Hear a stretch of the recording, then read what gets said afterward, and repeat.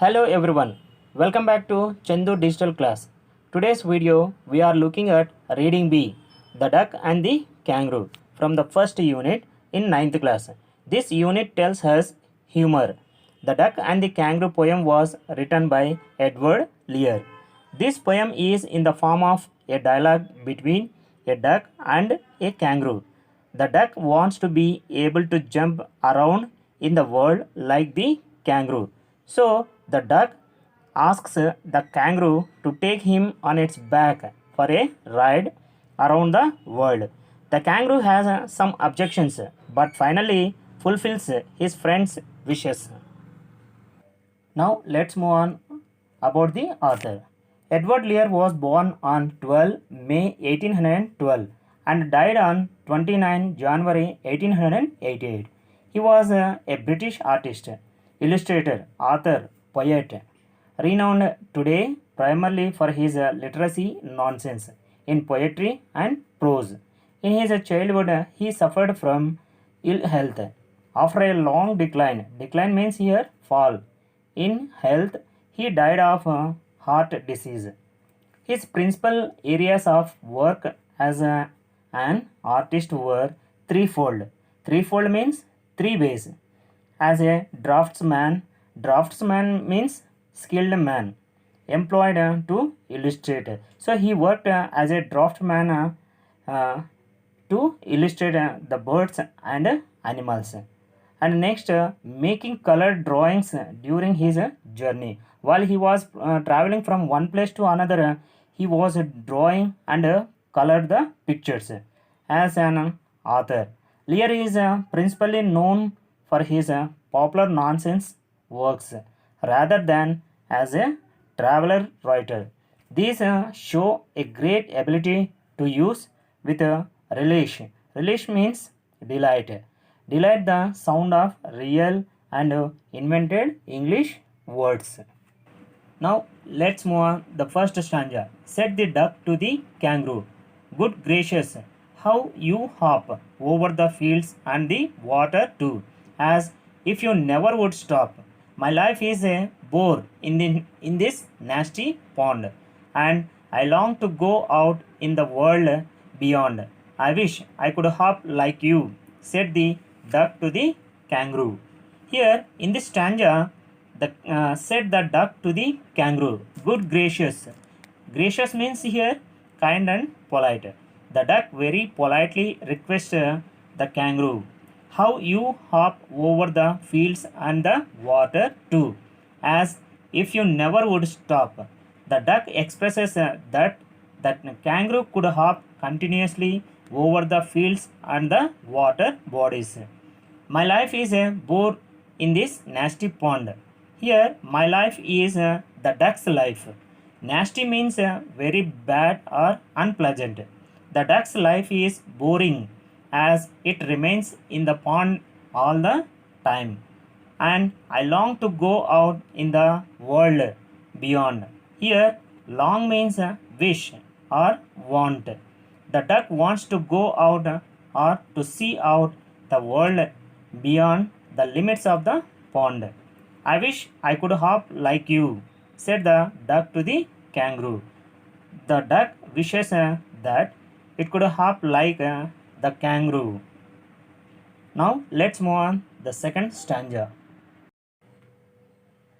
Please give me a ride on your back, said the duck to the kangaroo. I would sit quite still and say nothing but quack the whole of the long day through, and we'd go to the D and the jelly bowly over the land and over the sea. Please take me a ride, oh do, said the duck to the kangaroo. Here, please give me a ride on your back, said the duck to the kangaroo. The duck requested the kangaroo to give it a ride on its back. I would sit quite still and say nothing but quack. The duck also promised that he would sit quietly on the kangaroo's back, not saying anything apart from a quack the whole of the long day through, and we'd go to the D and the jelly bow lee. Over the land and over the sea. The duck listed the places that they would go to the D and the jelly bow lee. The D and the jelly bowly means wonderful places imagined by the poet.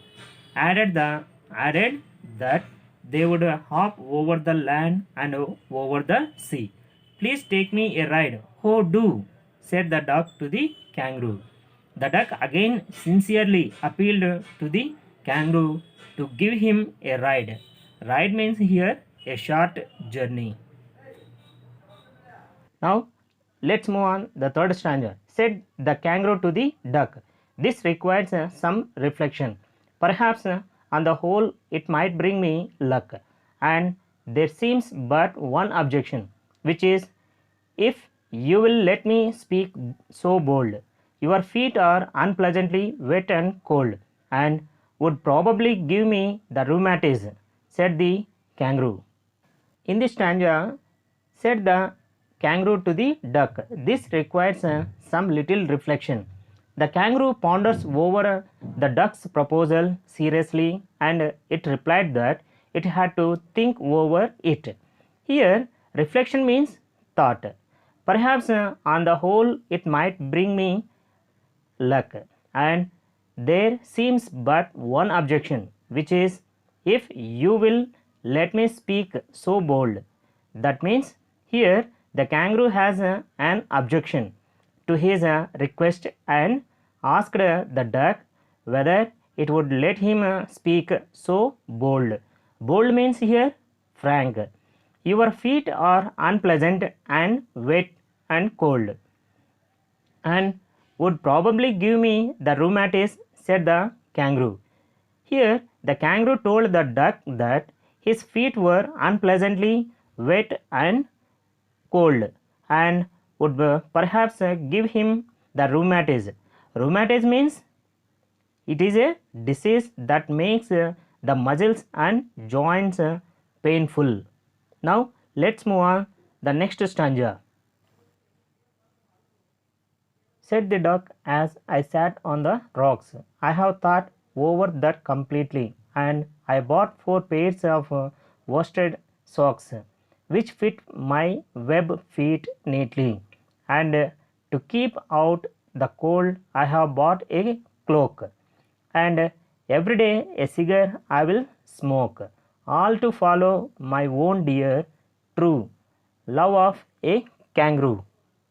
Here, said the duck, as I sat on the rocks, I have thought over that completely. Here, the duck said that as it had sat on the rocks during the day, it had thought over it completely, and I have bought 4 pairs of worsted socks, which fit my web feet neatly. In order to avoid that, the duck had bought 4 pairs of worsted socks.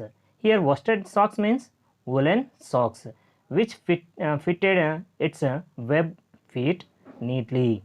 And to keep out the cold, I have bought a cloak. Cloak means here coat.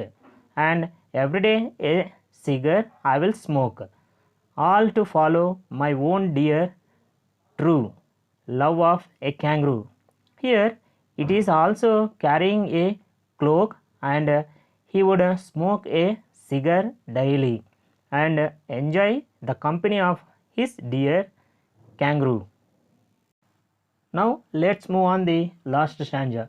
Said the kangaroo, I am ready, all in the moonlight pale, but to balance me well, dear duck, sit steady and quiet at the end of my tail. So away they went with a hop and a bound, and they hopped the whole world 3 times round.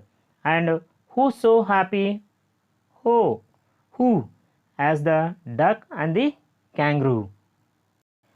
Here, said the kangaroo, I am ready. The kangaroo finally agreed to take the duck on a ride, all in the moonlight pale. But to balance me well, dear duck, sit steady and quiet at the end of my tail. means the duck is seen sitting steady on kangaroo's tail. So away they went with a hop and a bound, and they hopped the whole world 3 times round. And who so happy? Oh, who? As the duck and the kangaroo. Here they started their trip with a hop. The kangaroo asked the duck to hold it firmly, and they traveled around the world 3 times. Both of them enjoyed each other's company. Here, a question for you. Who was happy in the end? Why? Answer is both the duck and the kangaroo were happy in the end. The desire of the duck of going round the world away from the nasty pond and riding on the kangaroo was fulfilled, and the kangaroo felt very happy by helping his friend. Here, one more question. What is the underlining message in the poem? Answer is the poet conveys the message that true happiness lies in giving value to others' feelings and making others happy.